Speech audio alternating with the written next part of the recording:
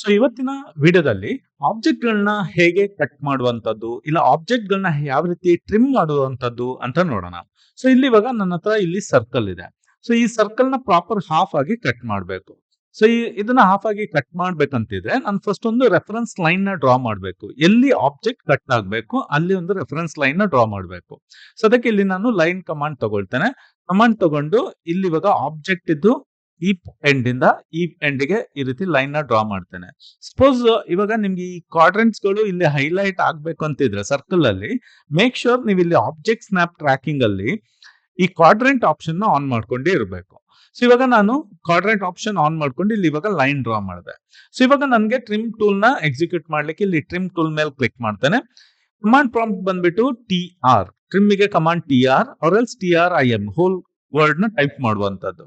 ಆಮೇಲೆ ಎಂಟರ್ ಕೊಡ್ತಾನೆ.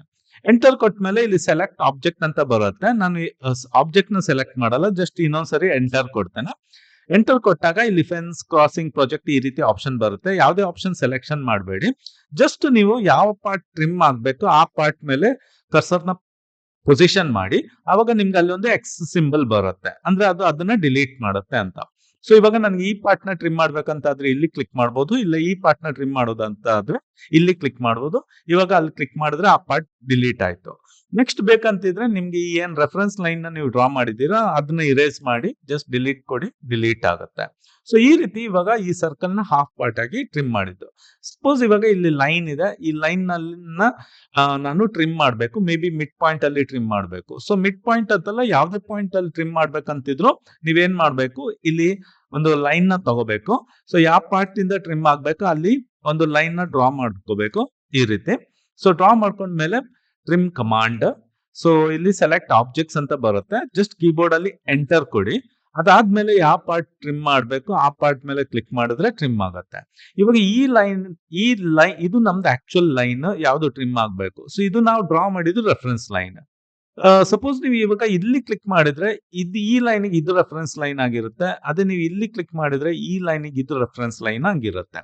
ಸೊ ಇವಾಗ ನಾನು ಈ ಪಾರ್ಟ್ ನ ಟ್ರಿಮ್ ಮಾಡಬೇಕು, ಜಸ್ಟ್ ಅಲ್ಲಿ ಕ್ಲಿಕ್ ಮಾಡ್ತೇನೆ, ಆಮೇಲೆ ಎಂಟರ್ ಕೊಡ್ತೇನೆ. ಅದಾದ್ಮೇಲೆ ಇವಾಗ ಈ ಲೈನ್ ನಂಗೆ ಬೇಡ, ನಾನು ಡಿಲೀಟ್ ಮಾಡಬಹುದು. ಓಕೆ, ಸೊ ಇದು ಟ್ರಿಮ್ ಕಮಾಂಡ್.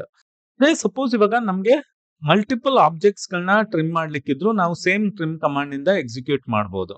ಸೊ ಇಲ್ಲಿ ಇವಾಗ ನಾನು ಈ ಸ್ಟಾರ್ ನ ಡ್ರಾ ಮಾಡಿದೆ. ಸೊ ಇಲ್ಲಿ ಇವಾಗ ಟ್ರಿಮ್ ಕಮಾಂಡ್ ಮೇಲೆ ಕ್ಲಿಕ್ ಮಾಡ್ತೇನೆ, ಆಮೇಲೆ ಜಸ್ಟ್ ಕೀಬೋರ್ಡ್ ಅಲ್ಲಿ ಎಂಟರ್ ಕೊಡ್ತೇನೆ.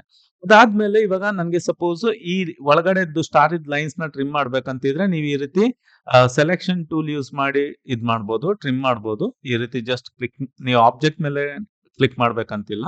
ಸೊ ಈ ರೀತಿ ಡ್ರ್ಯಾಗ್ ಮಾಡ್ಕೊಂಡು ಟ್ರಿಮ್ ಮಾಡ್ಬೋದು. ಇಲ್ದಿದ್ರೆ ಓಕೆ, ಸೊ ಇಲ್ಲಿ ಫೆನ್ಸ್ ಅಂತ ಆಪ್ಷನ್ ಇದೆ, ಫೆನ್ಸ್ ಅಂತ ಆಪ್ಷನ್ ಮೇಲೆ ಕ್ಲಿಕ್ ಮಾಡ್ಕೊಂಡು ನೀವು ಈ ರೀತಿ ಮೌಸ್ ನ ಮೂವ್ ಮಾಡಿದ್ರು ಅದು ಆಬ್ಜೆಕ್ಟ್ಸ್ ಗಳನ್ನ ಟ್ರಿಮ್ ಮಾಡುತ್ತೆ. ಸೊ ಇಲ್ಲಿ ಫೆನ್ಸ್ ಅಂತ ಆಪ್ಷನ್ ಇದೆ, ಸೊ ಇದನ್ನ ಸೆಲೆಕ್ಷನ್ ಮಾಡಿ ಈ ರೀತಿ ಮೂವ್ ಮಾಡಿ, ಓಕೆ, ಸೊ ಅದು ಸಹ ಟ್ರಿಮ್ ಮಾಡುತ್ತೆ. ಸೊ ಈ ರೀತಿ ಮಲ್ಟಿಪಲ್ ಆಬ್ಜೆಕ್ಟ್ಸ್ ನ ಟ್ರಿಮ್ ಮಾಡಬಹುದಾದ್ರೆ ಸಹ ಮಾಡ್ಕೋಬಹುದು, ಇಲ್ಲದಿದ್ರೆ ಸಿಂಗಲ್ ಆಬ್ಜೆಕ್ಟ್ ನ ಕಟ್ ಮಾಡ್ಬೇಕಂತಿದ್ರೆ ಸಹ ನಾನು ಈ ಟ್ರಿಮ್ ಆಪ್ಷನ್ ನ ಯೂಸ್ ಮಾಡಬಹುದು. ಸೊ ನೆಕ್ಸ್ಟ್ ಕಮಾಂಡ್ ಬಂದ್ಬಿಟ್ಟು ಇದರಲ್ಲಿ ಎಕ್ಸ್ಟೆಂಡ್. ಎಕ್ಸ್ಟೆಂಡ್ ಅಂದ್ರೆ ಇವಾಗ ನಮ್ಗೆ ಒಂದು ಆಬ್ಜೆಕ್ಟ್ ನ ಎಕ್ಸ್ಟೆಂಡ್ ಮಾಡ್ಬೇಕಂತಿದ್ರೆ ಈ ಆಪ್ಷನ್ ನ ಯೂಸ್ ಮಾಡ್ಕೋಬಹುದು. ಸೊ ಅದಕ್ಕೆ ನಾನು ಏನ್ ಮಾಡ್ತೇನೆ, ಇಲ್ಲೊಂದು ಲೈನ್ ನ ಡ್ರಾ ಮಾಡ್ತೇನೆ. ಸೊ ಆರ್ಥೋನ ಆನ್ ಮಾಡ್ಕೊಂಡು ಲೈನ್ ನ ಡ್ರಾ ಮಾಡ್ತೇನೆ. ಇವಾಗ ಈ ಲೈನ್ ಇದ್ ನಂಗೆ ಆಫ್ಸೆಟ್ ನ ಕ್ರಿಯೇಟ್ ಮಾಡ್ಬೇಕಂತಿದ್ರೆ ನಾನು ಇಲ್ಲಿ ಆಫ್ಸೆಟ್ ಕಮಾಂಡ್ ಮೇಲೆ ಕ್ಲಿಕ್ ಮಾಡ್ತೇನೆ.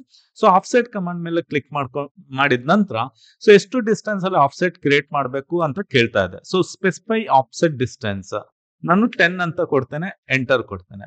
ಅದಾದ್ಮೇಲೆ ನೀವು ಯಾವ ಆಬ್ಜೆಕ್ಟ್ ಇದು ಆಫ್ಸೆಟ್ ಕ್ರಿಯೇಟ್ ಮಾಡಬೇಕು ಅದನ್ನ ಸೆಲೆಕ್ಷನ್ ಮಾಡಬೇಕು.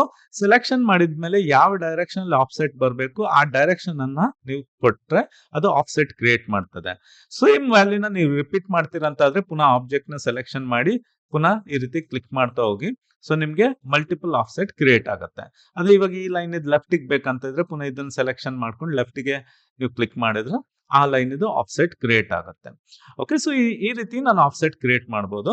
ಸೆಕೆಂಡ್, ಇವಾಗ ಸಪೋಸ್ ಸರ್ಕಲ್ ಇದೆ, ಈ ಸರ್ಕಲ್ ಇದ್ದು ರೇಡಿಯಸ್ 20 ಕೊಡ್ತೇನೆ. ಸಪೋಸ್ ಇವಾಗ ಈ ಸರ್ಕಲ್ ಇದ್ದು ಆಫ್ಸೆಟ್ ನ ಕ್ರಿಯೇಟ್ ಮಾಡ್ಬೇಕಂತಿದ್ರೆ ಆಫ್ಸೆಟ್ ಮೇಲೆ ಕ್ಲಿಕ್ ಮಾಡ್ತೇನೆ. ಕಮಾಂಡ್ ಬಂದ್ಬಿಟ್ಟು OFF ಎಂಟರ್. ಸೊ ಅದಾದ್ಮೇಲೆ ಎಷ್ಟು ಡಿಸ್ಟೆನ್ಸ್ ಅಲ್ಲಿ ಆಫ್ಸೆಟ್ ಕ್ರಿಯೇಟ್ ಮಾಡಬೇಕು ಕೇಳ್ತಾ ಇದೆ. ಸೊ ಇಲ್ಲಿ ನಾನು ಕಮಾಂಡ್ ಪ್ರಾಂಪ್ಟ್ ಅಲ್ಲಿ 5 ಅಂತ ಕೊಡ್ತೇನೆ, 5 ಯೂನಿಟ್ಸ್ ಆಫ್ಸೆಟ್ ಕ್ರಿಯೇಟ್ ಮಾಡಬೇಕು, ಆಮೇಲೆ ಎಂಟರ್. ಅದಾದ್ಮೇಲೆ ಸೆಲೆಕ್ಟ್ ಆಬ್ಜೆಕ್ಟ್ ಟು ಆಫ್ಸೆಟ್ ಅಂತ ಕೇಳುತ್ತೆ. ಸೊ ಆಬ್ಜೆಕ್ಟ್ ನ ಸೆಲೆಕ್ಷನ್ ಮಾಡಿ.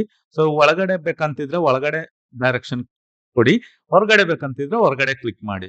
ಸೊ ಇವಾಗ ನನ್ಗೆ ಹೊರಗಡೆ ನಾನು ಕ್ಲಿಕ್ ಮಾಡ್ತೇನೆ. ಸೊ ಇದು ಇವಾಗ ಆಫ್ಸೆಟ್ ಕ್ರಿಯೇಟ್ ಆಯ್ತು. ಸೊ ಅದೇ ರೀತಿ ಇವಾಗ ರೆಕ್ಟಾಂಗಲ್ ಇದೆ. ಸೊ ಇದನ್ನ ಯೂಶುವಲಿ ನೀವು ಫ್ಲೋರ್ ಪ್ಲಾನಿಂಗ್ ಏನಾದ್ರು ಮಾಡಿರ್ತೀರಾ ಅನ್ಕೊಳ್ಳಿ. ಸೊ ಇವಾಗ ಫ್ಲೋರ್ ಇದ್ದು ವಾಲ್ ಇದ್ದು ಥಿಕ್ನೆಸ್ ಗೆ ನೀವು ಇನ್ನೊಂದು ಆಫ್ಸೆಟ್ ನ ಕ್ರಿಯೇಟ್ ಮಾಡಬೇಕು. ಸೊ ಅದಕ್ಕೆ ಇಲ್ಲಿ ಆಫ್ಸೆಟ್ ಕಮಾಂಡ್. ಸೊ ವಾಲ್ ಇದ್ ಥಿಕ್ನೆಸ್ ಏನಿದೆ ಅದು ಕೊಡಿ. ಸೊ ನಾನು 10 ಇಂಚಸ್ ಅಂತ ಟೈಪ್ ಮಾಡ್ತೇನೆ. ಸೊ ಅದಾದ್ಮೇಲೆ ಎಂಟರ್.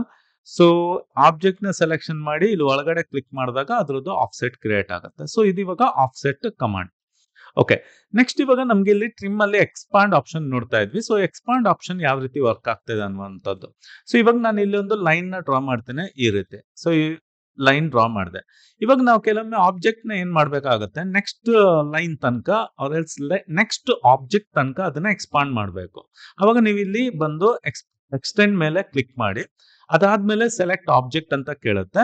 ಸೊ ಅಂದ್ರೆ ಈ ಲೈನ್ ಎಲ್ಲಿ ತನಕ ಎಕ್ಸ್ಟೆಂಡ್ ಆಗ್ಬೇಕು, ಈ ಲೈನ್ ತನಕ ಎಕ್ಸ್ಟೆಂಡ್ ಆಗ್ಬೇಕು, ಈ ಲೈನ್ ತನಕ ಎಕ್ಸ್ಟೆಂಡ್ ಆಗ್ಬೇಕಾ, ಎಲ್ಲಿ ತನಕ ಎಕ್ಸ್ಟೆಂಡ್ ಆಗ್ಬೇಕು ಆ ಆಬ್ಜೆಕ್ಟ್ ನ ಸೆಲೆಕ್ಷನ್ ಮಾಡುವಂತದ್ದು. ಸೊ ಇವಾಗ ನಾನು ಏನ್ ಮಾಡ್ತೇನೆ, ಇಲ್ಲಿ ಸೆಲೆಕ್ಟ್ ಆಬ್ಜೆಕ್ಟ್ ಕೇಳ್ತಾ ಇದೆ. ಸೊ ನಾನು ಈ ಆಬ್ಜೆಕ್ಟ್ ನ ಸೆಲೆಕ್ಷನ್ ಮಾಡ್ತೇನೆ.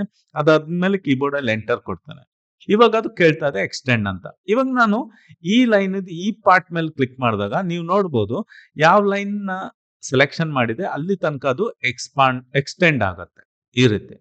ಓಕೆ, ಇದು ಎಕ್ಸ್ಟೆಂಡ್ ಕಮಾಂಡ್. ಸೊ ಪುನಃ ಇಲ್ಲಿ ಎಕ್ಸ್ಟೆಂಡ್ ಮೇಲೆ ಕ್ಲಿಕ್ ಮಾಡ್ತಾನೆ. ಎಕ್ಸ್ಟೆಂಡ್ ಇದ್ದು ಕಮಾಂಡ್ ಪ್ರಾಂಪ್ಟ್ ಬಂದ್ಬಿಟ್ಟು EX ಎಂಟರ್.